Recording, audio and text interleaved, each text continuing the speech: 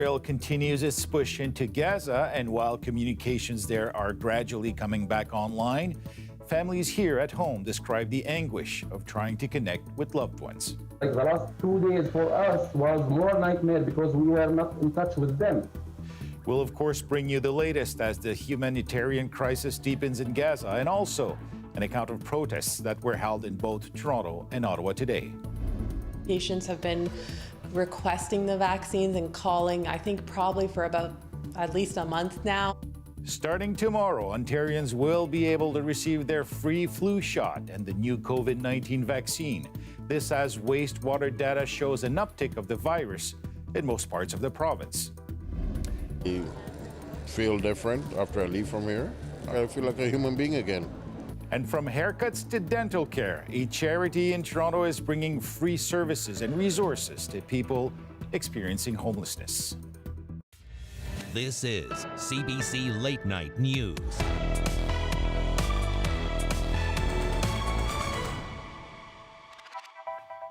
Good evening. Thanks for joining us. As Israel intensifies its ground operations in Gaza, the situation is getting more and more difficult there, with the UN saying instances of pillage and looting are a sign that civil order could be starting to break down. All of this coming a day after Israel said the second phase of the war had begun. The CBC's Susan Ormiston reports. The weekend, the war changed. 48 hours of the heaviest bombardment on Gaza yet, and another warning more urgent than the last to people in northern Gaza: go south. There's no talk anymore of when the ground incursion will come. It's here. The Israeli military confirming it's expanding its ground operations inside Gaza, sending in more troops, tanks and armor, and fighter jets hitting more than 450 targets over the past day. Benjamin Netanyahu says that his country is in the second phase of this war and predicted over the weekend that Gaza will never return to what it was. Gaza emerged from a two-night blackout, bloodied and desperate. Thousands stormed a UN warehouse storing food supplies, carrying off satchels of wheat flour and hygiene kits. After 3 weeks of near total isolation, the World Food Programme says social order is beginning to break down. Sunday, one of the biggest hospitals, Al-Quds, was ordered to evacuate immediately. The director said he was told the area was going to be a military zone and there would be clashes. With thousands taking shelter there, it was impossible. Multiple strikes did hit nearby, choking patients and damaging parts of the hospital. Israel claims vast tunnels under hospitals harbor Hamas and may hide the hostages they kidnapped. The more Israel hits Hamas, the defense minister said, the more it will be willing to reach agreement on releasing hostages. So far, that hasn't worked, and families of those missing are angry and even more fearful. Vivian Silver, a Canadian Israeli, is believed to be held in Gaza. Her son Yonatan is in Tel Aviv. You know, soldiers are not surgeons. They can't save one person from, I don't think it works like that from the side of Hamas, that they took the prisoners as leverage, and if they lose that leverage, then they don't have use for them anymore. So it seems to me that she is more at risk. Israel is settling into a long war, active here. And we are running to the shelter like a few times every night. You cannot sleep. 20 kilometers from Gaza, volunteers coordinate food donations to augment soldiers' meals. You're there for us, we're there for you, the slogan says. And we are suffering from missiles on our houses for more than 20 years. Got to get to the end. But few can predict how long or what will come after. Susan Ormiston, CBC News in southern Israel. Canadians with family and friends in Gaza continue to worry about their safety. CBC News spoke today with one man in Mississauga. Mohammed El Madoun, that's his name, says several of his family members have been killed in Gaza during the conflict. He told us about a brief phone conversation he had with his own brother today and described how his surviving family members are doing. They have been forced to leave their homes. to the south to seek this refugee in the southern area. And there are some of them in overcrowded shelters. Some of them are crammed into tiny apartments. That, as I said, the communication was like the last 2 days for us was more nightmare because we were not in touch with them. And I don't know, like today I was okay, lucky, like after 10 trials, I was able to connect with him through an international call. After finishing the call, I cried because of my nephew screaming for water. Thousands continue to gather in cities across the country and here in Ontario to rally in support of Palestinians. This was the scene outside the U.S. consulate in Toronto earlier today. This protest was organized by the Palestinian Youth Movement. The group has been organizing large demonstrations in different cities, calling for a ceasefire and to show support for people in Gaza. Meanwhile, this was one of the rallies held in Ottawa today. Members of the Jewish community gathering on Parliament Hill to hold a silent vigil in support of Israel and to call also for the release of Israeli hostages held in Gaza. Meanwhile, an Israeli Canadian says Benjamin Netanyahu's government is failing his family. Aaron Brodach, that's his name, has 4 family members that are currently held hostage in Gaza. It's been 22 days now that, my family is being held hostage. My sister-in-law, Hagar, and her 3 children, Ofri, who's 10 years old, Yuval, who's 8 years old, and Uriah, who's 4.5 years old. It makes no sense. The Israeli government, in my mind, is failing my family every day, that the hostages are not returning. It's, it's listening to what they're going to say and making excuses is irrelevant. More than 1,000 boxes loaded with humanitarian supplies were airlifted to Israel from Toronto Pearson on Friday. The donations were collected by the UGA Federation of Greater Toronto. Members of the Jewish organization say the humanitarian aid is being distributed by NGO partners to civilians on the ground. Adding the goods transported are meant to help Israelis who have been displaced or those seeking shelter. Switching gears now to a completely different story. Ontario residents who are 6 months and older will be able to receive their first free flu shot and the new COVID-19 vaccine starting tomorrow. The province's health minister, says people should make sure they're up to date on their vaccinations to stay safe and healthy during this season. Talia Ricci has more. Flu shots in the most recent COVID-19 vaccine will be available at local pharmacies tomorrow. This pharmacy is one of more than 3,200 participating in Ontario, and owner Barbara Violo is expecting a busy couple of weeks. We're probably looking at a minimum of probably 100 a day between the two. Patients have been requesting the vaccines and calling, I think probably for about at least a month now. You'll also be able to get the shots at public health units and doctors' offices across the province. Health officials say receiving both a COVID-19 vaccine and flu shot at the same time is safe and convenient. Local pharmacies hope having lots of options in the community will help make the shots more accessible. We do have a lot of one-on-one contact. We see our patients all the time. They feel comfortable here.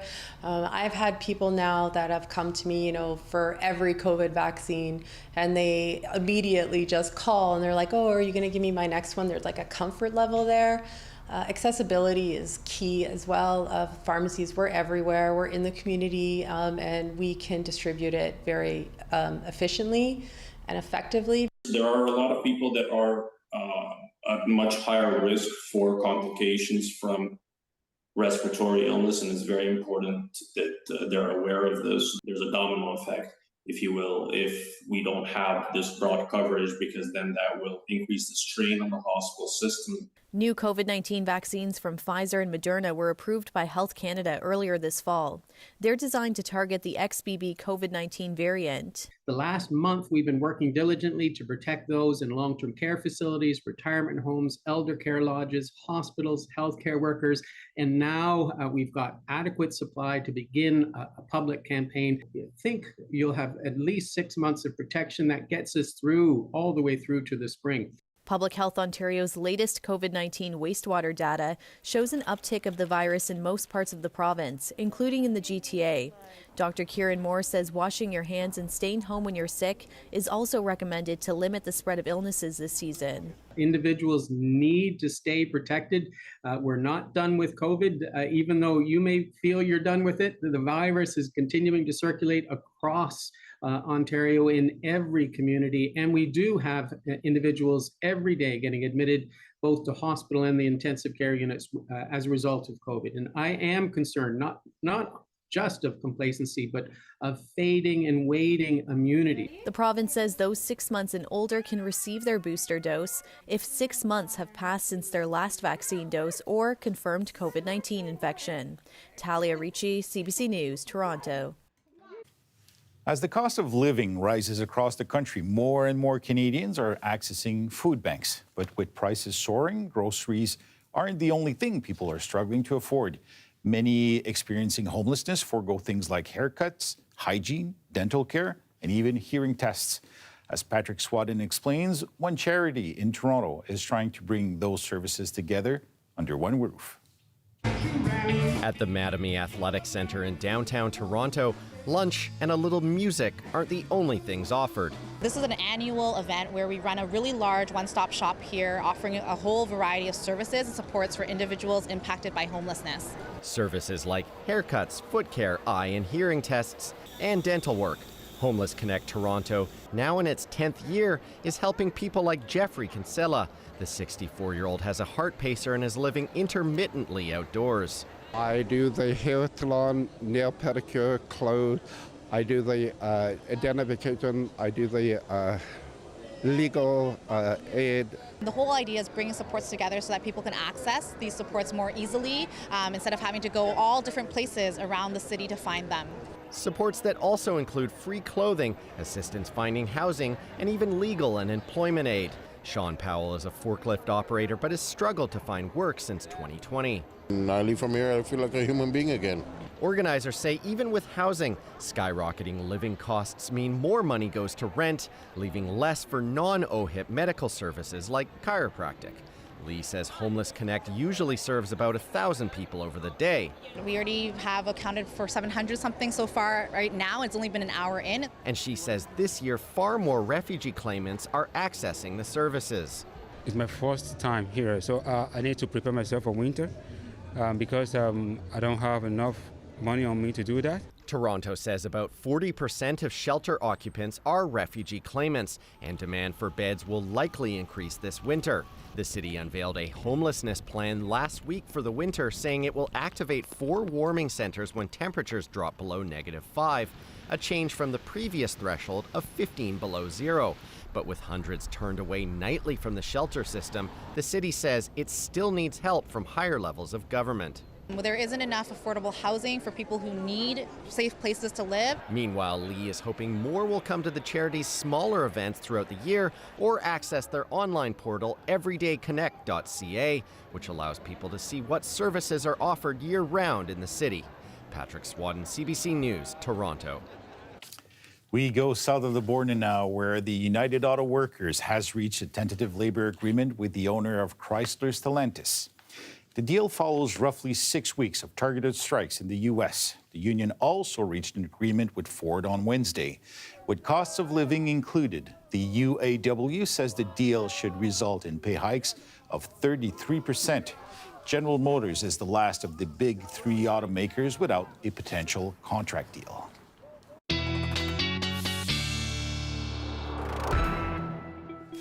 Quick live look at Windsor, where it's now 7 degrees, maybe a bit of rain tonight and something better for tomorrow. Although, Sophia, I dearly hope your Halloween costume is not signaling anything in terms of what kind of weather we're waiting for this week.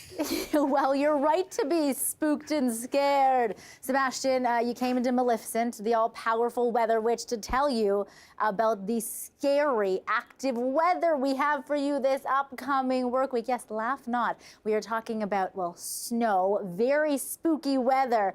Yeah, we take Halloween seriously and keeping you prepared for all the active weather coming up. Hope you've enjoyed this sharp cool down, sharper than the spindle of a spinning wheel. Wish I could take credit for all of it, but you have a traveling cold front to thank for this, well, unseasonably cold weather. All that shower activity that we had today in southern Ontario, well, when temperatures go below the freezing line, for those of you in the nation's capital region, this is going to mean the first snow of the season to wake up to tomorrow morning, maybe even a little bit of shoveling snow in parts of Bancroft, right up to Ottawa as well. And then the real spooky, maleficent weather comes, the lake effect snow machine right into Halloween. For those of you in places like Sault Ste. Marie and on the Georgian and the Huron shores, there may even be a coating of snow, Sebastian, on the ground for the trick-or-treaters. And for all of you little minions around the GTA, I'll have more Maleficent yarns spinning in the long range and tell you about what you need to wear underneath your robes. Well, I gotta say, it's probably the best way to announce scary weather, Sophia, so thank you for that. Welcome back. The entertainment world and legions of fans are mourning Ottawa-born actor Matthew Perry. News came yesterday that he'd been found dead at his Los Angeles home.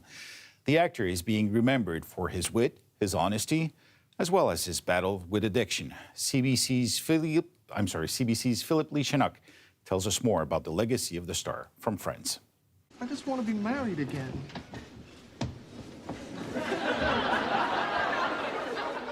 And I just want $1 million. Matthew Perry knew how to get a laugh. Straight-faced, self-deprecating, with perfect timing. I'm not great at the advice. Can I interest you in a sarcastic comment? Perry was best known for playing the sarcastic but lovable Chandler Bing on the hit show Friends. For 10 seasons, he brought some of the funniest moments. He was the closer on Friends. If there was a zinger or a line or an eye roll, they cut to him, and he delivered. On Saturday, he was found dead in his jacuzzi at his Los Angeles home. He was just 54. It's not clear how he died, but no foul play is suspected. Born in Massachusetts, Perry was raised in Ottawa. His mother was press secretary to Prime Minister Pierre Elliott Trudeau. He went to school with his son, Justin. The Prime Minister writing, "I'll never forget the schoolyard games we used to play, and I know people around the world are never going to forget the joy he brought them. Thanks for all the laughs, Matthew." A day later, fans are still shocked. We were hoping it was not true. We're still in disbelief. But it's sad. He was so young. I've managed to upset a mass murderer. Perry also starred in various film and television roles, but none achieved the level of success as Friends. His Friends co-star, Maggie Wheeler, who played Janice, Chandler's sometimes girlfriend, writing, "I feel so blessed by every creative moment we shared." Perry also battled addiction for most of his life. The alcoholism did not care that I was on Friends. Speaking about his memoir released last year, he told the CBC's Tom Power that he hoped sharing his journey could help others. When I die, I don't want Friends to be the first thing that's mentioned. I want that to be the first thing that's mentioned. For many, a beloved, funny friend gone too young who will be deeply missed. Philip Lee-Chinook, CBC News, Toronto. One foot after the other, residents in Toronto gathered outside Queen's Park this afternoon for a fundraising walk, the first of its kind, and in support of the Canadian Civil Liberties Association. CCLA, for almost 60 years, has been fighting for rights and freedoms for people in Canada, and we're an independent organization. We're not governmental, we're not government funded, and so we need walks like this and other support to maintain our watchdog work, to make sure that people are protected from government overreach, from violations of fundamental rights and freedoms, everything from freedom of speech to protest, to equality, to democracy, to justice. Organizers say over $90,000 were raised on today's walk, funds that will be destined for the CCLA's litigation work. The non-for-profit organization is currently facing at least 2 provincial governments seeking judicial review and the strike of existing regulations both in Quebec Halloween enthusiasts in Toronto got special access to a long-abandoned subway station. And even though, as you'll see, the trains were stationed, there was a very spooky stop indeed.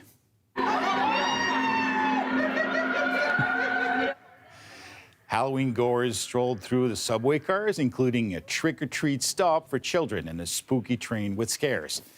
Baylower Stop operated as a subway station in 1966, but only for 6 months after the platform went on service. The station sits just meters underneath Bay Station.